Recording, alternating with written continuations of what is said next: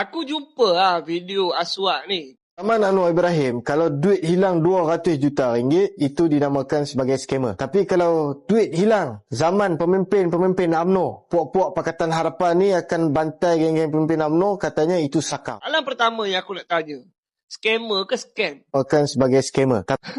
Okey, itu soalan pertama. Dan seterusnya, kita nampak bagaimana cara politik mereka dan pola fikir mereka nak menilai sesuatu isu. Okey, tak apa, kita jelaskan sakau tu macam mana. Aku boleh bagi contoh terus lepas ni. Cuma yang aku nak sebut kat sini, inilah cara politik mereka hari ini mendepani PRN dekat Negeri Sembilan.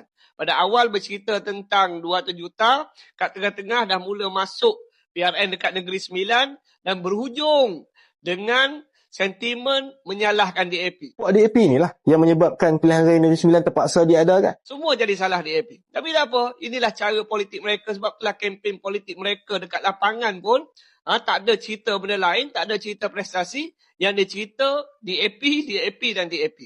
Tapi seterusnya aku nak sebut, kenapa kita boleh katakan untuk kes yang melibatkan dana KUAP yang dimasukkan ke SRC ini sebagai sakau. Aku terangkan satu persatu. Pada awalnya, KUAP ni beri pinjaman kepada satu syarikat bernama SRC International sebanyak 4 bilion ringgit, 4,000 juta. SRC ni pula adalah syarikat ataupun anak syarikat 1MDB. Dan drama yang melibatkan 42 juta ni bermula apabila wang daripada syarikat SRC ni sebanyak 42 juta ni dia masuk ke akaun perantara yang mana nama syarikat itu adalah Gandingan Mentari Sdn Bhd. Dia masuk pula ke syarikat lain yang bernama Ehsan Perdana Sdn Bhd.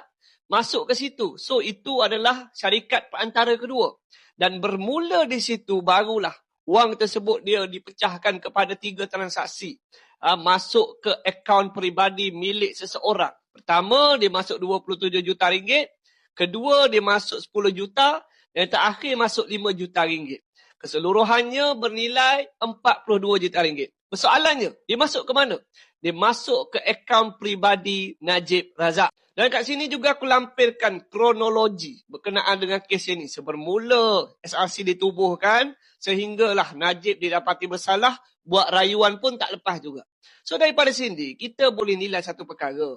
Kalaulah nak kata seseorang itu sakau, kenapa individu itu pula yang bertegas nak buat siasatan dan juga individu itulah yang bongkarkan penipuan yang terjadi. Berbeza dengan kes SRC, berbeza dengan kes 42 juta ni.